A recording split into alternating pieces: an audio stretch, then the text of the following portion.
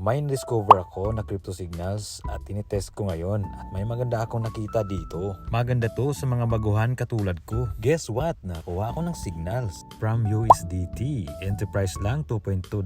Nag-close ako ng $2.4. So may target profit ako na 10%. Effective talaga ito ang signal sa actual market. Ang RAD USDT, enterprise niya is $0.21.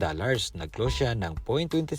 So may target profit siyang plus 25%. Napakadali at laging updated. Sa NEL USDT naman, may enterprise siya na $0.03.